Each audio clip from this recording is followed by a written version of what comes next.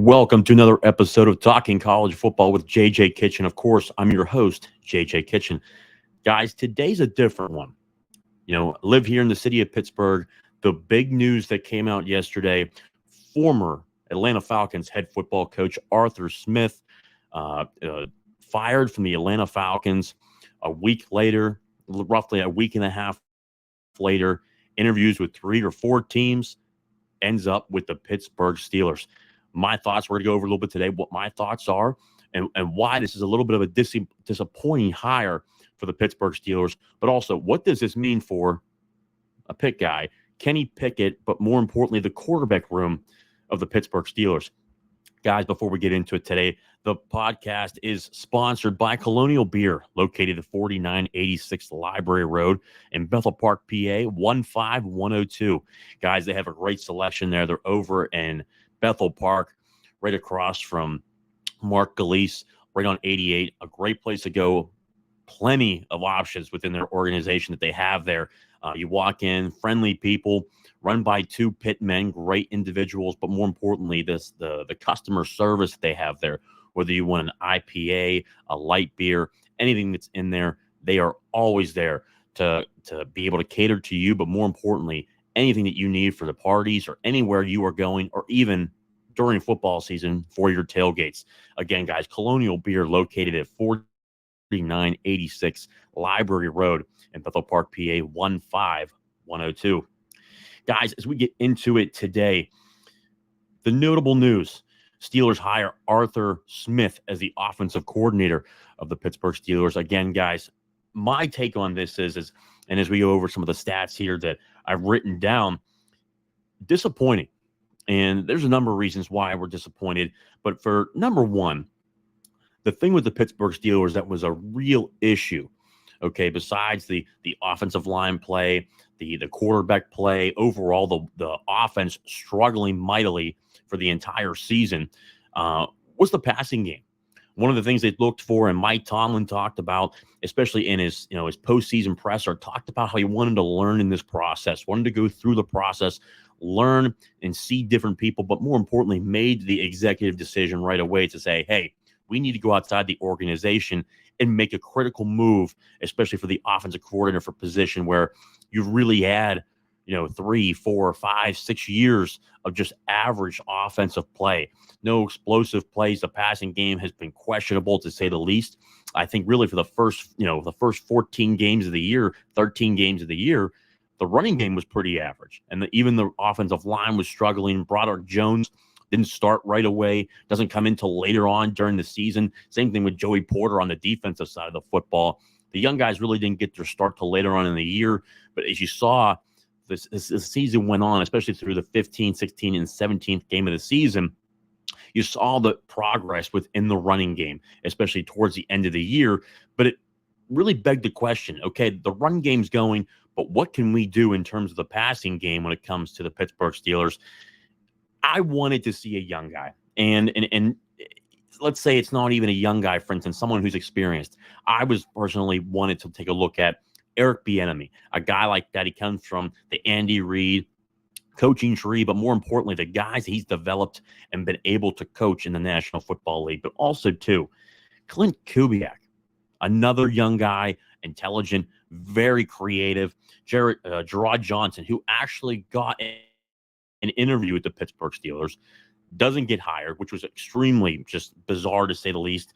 But also, too, Brian Greasy, a guy that's, again, with Kyle Shanahan out in San Francisco. If you couldn't hire him right away, maybe you wait. Why not have that opportunity to reach out to him? And there were still other candidates who were out there. I know Zach Robinson, a guy who was with the LA Chargers. I'm sorry, the LA Rams.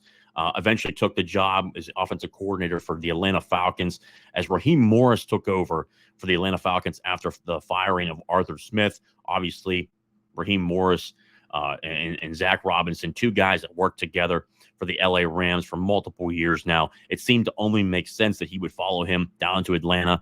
But even after that, you would think that you would see some type of real search. And, the Steelers really interviewed only 3 people in this search. I was looking to see maybe even like to the 5 to 7 range, really open it up, decide that you are truly going to learn. And that's really the questionable thing that we have here today is that, was it just lip service? And I think today we look at it, I think it was. You look at Arthur Smith in 2021 with the Falcons, 26th ranking wise for their offense, 26th in points, 31st in rushing, 16th in passing. That's pretty. That's good. Hey, you obviously you had Matt Ryan for that last year. You looked at him and said, okay, hey, what were the numbers that you could put up? Eventually, they still moved on from him. TDs, they were 24th. In 2022, you saw the quarterback play start to shift back and forth. In 2022, points, 15th. They were ranked 15th. Okay, you're right in the middle of the pack. Rushing, he showed he can run the football. That's really what he's known for dominantly from his time from Tennessee to Atlanta. Third in rushing. But again, quarterback play was a real issue there. Development was a real issue there. 31st in passing and 24th in touchdowns. In 2023, you saw more of that. Desmond Ridder really took over this year in terms of quarterback play. Development wasn't there. I think we can talk about maybe Desmond Ridder not being the guy, maybe a guy that's why he was drafted, and later on in the third day 3 of the draft, not a guy that's going to be your franchise quarterback. That could certainly be an excuse for Arthur Smith in terms of guys that he was looking for, not the guy that he wanted to take over as a franchise quarterback, maybe someone to compete with somebody they could bring in. Certainly didn't work out. But even so, you look for the Tennessee Titans, they were third in rushing in 2019. In 2020, they're second in rushing. Obviously, they had Derrick Henry. He was a 2,000-yard rusher in 2020. Again, the strength of Arthur Smith is going to be the running game in terms of what he's able to do. Now, again, they were ranked 8th in TDs in those years, 3rd in yards, and then 4th in scoring. Obviously, in the run game that they were able to produce, they went to the AFC Championship game in 2020. Obviously, couldn't break through, couldn't win the game and go to the Super Bowl. But the questionable thing that I look at here is that it's great. The run game's great. We were already starting to produce in the run game. The question was the passing game. And it's questionable hire, but what's even more striking is that you thought that we were going to bring Mike Munchak back, had a great relationship with Arthur Smith in his time with the Tennessee Titans. Obviously, Mike Vrabel was the head football coach with the Tennessee Titans. You thought you'd see Mike Munchak come along, but we're not going to see that.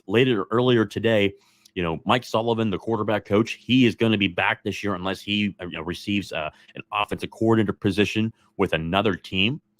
Whether that happens or not, we'll see. I highly doubt it does.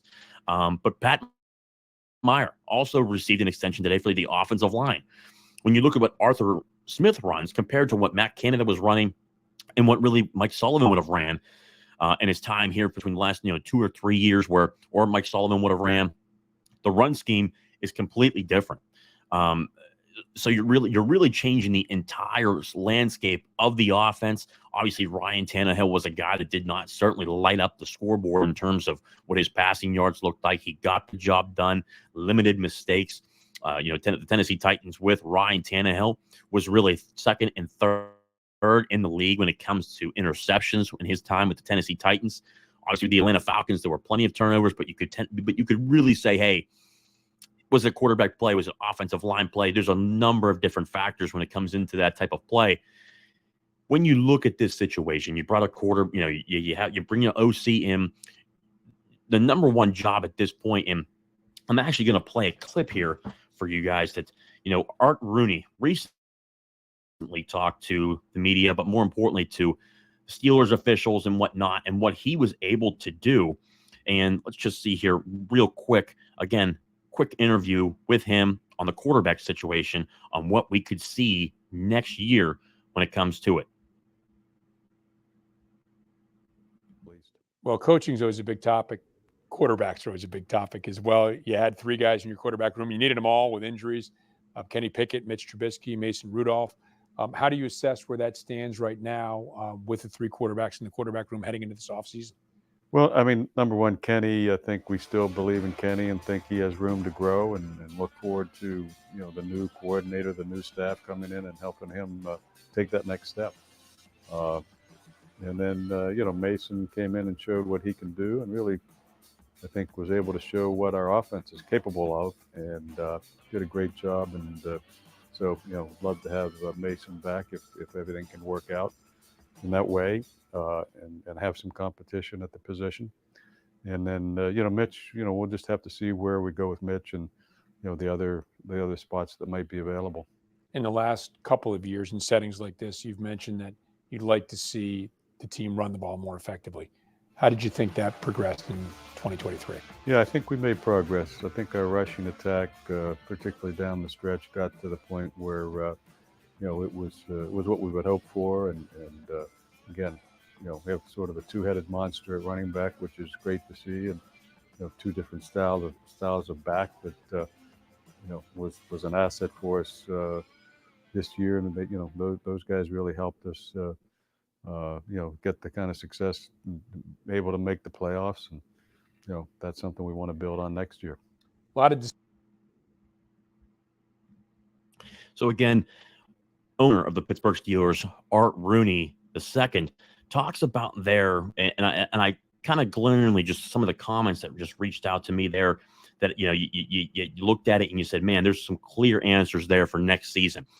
Clearly, there's still a belief in Kenny Pickett. Now, Kenny Pickett did make good throws during the season. He did have those spurts where he did well, but there were plenty of different issues with Kenny Pickett to why consistency was an issue. At times, he was able to step up in the pocket, took those hits, but then there were times where he rolled out and immediately looked at one progression and then rolled out of the pocket, rolled into a sack. Also, accuracy at times was an issue. Now, when you look at that, you can look at a number of different things. Me personally, I think when you look at the offense overall, Arthur Smith, who I'm looking at it as in a perspective of, I'm disappointed in the hire because, one, you wanted to see more of a progressive passing game. What you see in 2024, you're looking at the teams in the playoffs right now. Obviously, Baltimore Baltimore was well known for their run game. They go against the Kansas City Chiefs and they do absolutely nothing, try to throw the football. Lamar Jackson struggles mightily, but you have to be able to throw the football. They talk about how they're going to the run game, and it did go really good down the stretch. But you wanted a quarterback, an offensive coordinator who can train the quarterback, develop Kenny Pickett. If that's your guy, if that's who you're choosing to go with, you want to pick a coordinator who has gone with someone like that to develop the quarterback room. Now, let's just say, for instance, if Kenny Pickett's not your guy, there's obviously going to be a quarterback competition. Obviously, Art Rooney II talks about their competition there. Mike Tomlin talked about how there's going to be a quarterback competition within the spring, but also into the summer and into the fall. But when you look at this, okay, obviously they're still depending upon what they're going to do with Mitch. I think with the money that Mitch is getting, there's a good chance he could actually be back, because I think Mason Rudolph is going to get more money on the market to be a backup quarterback. Obviously, Pittsburgh Steelers fans are not going to want to hear that Mitch Trubisky could be back. Because of just the horrific play. Obviously, there's a reason why he was not the starter this year. You saw numerous just different plays where there was turnovers, too aggressive, trying to push the ball down the field just when it wasn't there. I agree with wanting to push the ball down the field, creating opportunities, especially when you have a George Pickens, where there were clear questions at times if George Pickens was running full routes or really being less of a hostage and more of a participant for the Pittsburgh Steelers. Obviously, Deontay Johnson had his moments. Obviously, he needs to worry about, one, continuing to talk about, hit the crisp route running he has, but also, two, maybe stop running backwards just as much and being progressive and getting the first down, going forward, getting vertical when he needs to get those yards, and not trying to dance around and end up losing 3, 4, 5 yards when he makes the catch. But Deontay Johnson is a guy that has shown that he can actually produce at times. Just needs to be more consistent. But overall, if you want to go with a quarterback, I think you need to bring in a quarterback that's not here. If it's not Mason that comes back, you can't sign him because of the backup money that he's going to get somewhere else or to compete somewhere else. You really need to consider bringing another quarterback in that's not Mitch Trubisky. I think cutting him and being able to save money in the salary cap is going to be crucial if you're able to do it. I know they were able to save roughly $3.5 million if they do cut Mitch Trubisky. I think it's just best that you bring someone in to really compete for that position, to really compete for the quarterback position, push Kenny Pickett, but more importantly, push each other. Because at the end of the day, they clearly do have, from what Art has said, the confidence is still there in Kenny Pickett. I fully 110% believe Kenny Pickett will be the starter week 1. But you want to have that option to push and to compete for that job during the summertime and into the fall. But also, too, let's say it doesn't work out with Kenny Pickett. You want to have a legitimate option there at the number 2 spot. We think at this point, I'm pretty sure we can all agree that Mitch Trubisky's time is pretty much over. He's not really a second, even a backup quarterback at this point. He may be even a third stringer. Now, who knows? He may be better under Arthur Smith. What Ryan Tannehill was able to do, a guy that was really limited in what he could do coming out of Texas A&M, goes to the Miami Dolphins and the Tennessee Titans. Obviously, Ryan struggled with the Miami Dolphins, goes to the Tennessee Titans, plays better there. Currently a free agent right now on the market. I don't expect anyone to really reach out to him to even potentially try to go after Ryan Tannehill. Maybe that's a guy you want to look at the quarterback position for number 2. Obviously, Jacoby Brissett, a guy who's been around the block quite a bit. He's a guy that you could bring in potentially to back up Kenny Pickett or to compete with him right away. A guy who started a number of football games in the National Football League. I think you could take a look at him. But also, too, Gardner Minshew, a guy that was able to start this year. Or if you by chance go through the spring, go through the summer, and you truly believe you're not getting the best out of your quarterback play, maybe you take a look at a guy like Russell Wilson that's out there. Again, that's a stretch as long as he comes cheap. But at this point, I think you need to take a look at someone else for the backup position. Again, 2 examples, Jacoby Brissett or Gardner Minshew or Ryan Tannehill, who's out there, who's actually succeeded in this offense and even went to the AFC Championship game with the Tennessee Titans. I think when you look at all of those options, I think that has to be put on the table. There has to be a quarterback competition. As it goes through the summer into the fall, it's truly important. Now, he also talks about early on in the week this week how this is a big year for Kenny Pickett.